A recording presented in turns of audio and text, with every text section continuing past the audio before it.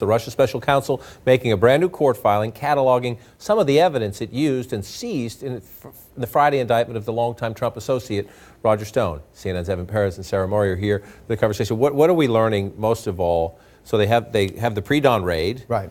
Some controversy about the level of force or the level of personnel the FBI used there. What did they get?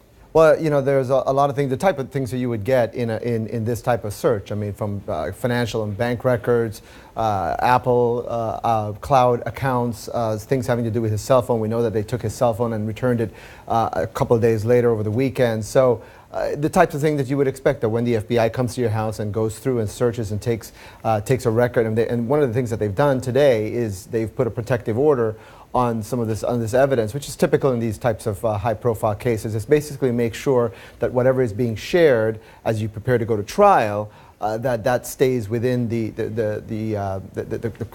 people who are handling the case. And it's clear they already had voluminous evidence against Stone before they, arrested and indicted him. We've heard that from witnesses who were brought in and met with the special counsel.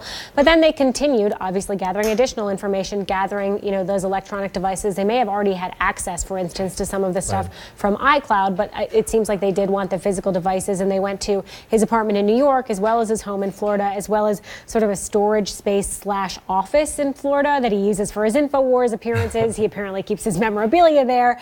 So for some reason, they wanted to search that as well. So it's pretty extensive. You say for some reason. It is pretty sensitive, obviously, especially given the allegations at hand here. Did he have direct contact with WikiLeaks? Was he contacting WikiLeaks through second or third parties? What was the extent of that relationship? What documents might there be to back up the case they already had? Now, here's what the president says about this. He did an interview with the Daily Caller yesterday, and he says, I'm speaking for a lot of people that were very disappointed to see that go down that way, to see it happen where it was on camera, on top of it. That was a very disappointing scene. Well, you have 29 people, and you have armored vehicles, and you had all the other, many people know Roger, and Roger's not a person that they would have to worry about from that standpoint. The president essentially saying this was overkill. A pre-dawn raid, a knock at the door, FBI, all the trucks and vehicles. But the special counsel's office says they believed it was necessary because of this very point. The day before, they filed with the court, and they asked the court for permission to do it this way, and they got a judge's permission to do it this way because they said there was concern about destruction of evidence. Look, I think the president is giving voice to some of the things you're hearing from some parts of the right-wing media, but I mean, look, when you have a witness or a defendant like this who is sort of out there making threats and according to the special counsel, making threats against other witnesses, they're going to treat him a little differently. And so I think that's what you saw happen in Florida on Friday. And by the way, on Friday, after he was arrested, Roger Stone said he commended the FBI and said that they had treated him with the utmost respect. Utmost respect. You mentioned, I was going to move on to something else, but you mentioned the Republicans. The Republicans have lost their power in the House. We know when they controlled the House, they repeatedly criticized the investigation, repeatedly questioned the integrity of the FBI. They've lost the House, but the president has a new friend in Lindsey Graham, who's the chairman of the Senate Judiciary Committee, who says he wants the FBI to come up and answer questions about why they did it that way at Roger Stone's house. This seems to me over the top, and I don't know what the message was being sent, but I personally didn't like it. I've been a prosecutor, defense attorney. It seemed to be sending the wrong message, that if you cross Mueller, look what's going to happen to you.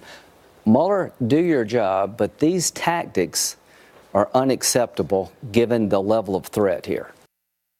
The FBI would say they were doing what the boss ordered them to do there, and the special counsel's office would say, as you know, we went before a judge. We didn't just decide to do this on a whim. Right, they can't just do that on their own. Right. It'll be. But will the FBI go up and sit in front of Senator Lindsey Graham and have to defend itself? Well, yeah, they have to. I mean, obviously, he is the chairman of the Judiciary Committee now. So Chris Wray, I imagine, is going to have to pick up the phone and explain to Lindsey Graham if he asks for an in-person briefing, he'll have to do that. This is the kind of thing that FBI directors do routinely. Interestingly, though, we don't hear this kind of outrage from Republicans about the notion that Roger Stone seemed to have allegedly lied to Congress when he was supposed to be there participating in what you would expect would be a very important investigation. The notion that Russia meddled in our election, the question of whether there was collusion.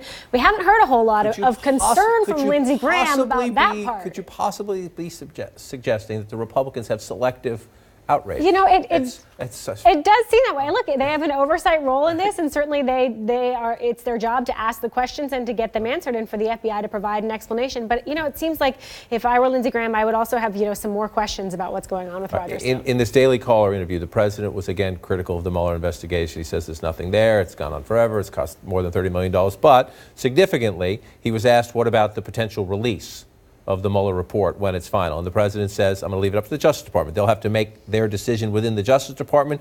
They will make the decision as to what they do. The question was, would it be Matthew Whitaker, the acting Attorney General, or whoever replaces him as Attorney General, who's ever the Attorney General at the time, who has that power? The president there saying, washing my hands, it's completely up to them. I don't know that Democrats will believe that, but that is a more hands-off approach than the president has taken if you read his Twitter feed. I think you're right, and I think it shows a little bit more comfort. I think the president feels more comfortable now that Jeff Sessions is gone. That was an irritant. That was something that certainly was a reminder to him of where things really went wrong, at least according to him, which was Jeff Sessions' decision to recuse himself. And they also don't trust Rod Rosenstein. So the idea that a new Trump pick, Bill Barr, somebody who is, by all accounts, well respected, I think he feels a lot more comfort level that Bill Barr will be the one handling the end of this investigation. I'm not sure whether that's exactly what he should be feeling right now, but that's how he feels, it seems like. Because of the personal acts with Jeff Sessions, we're going to keep that one. We'll save that quote. They will make the decision as to what they do to see if it plays out that way.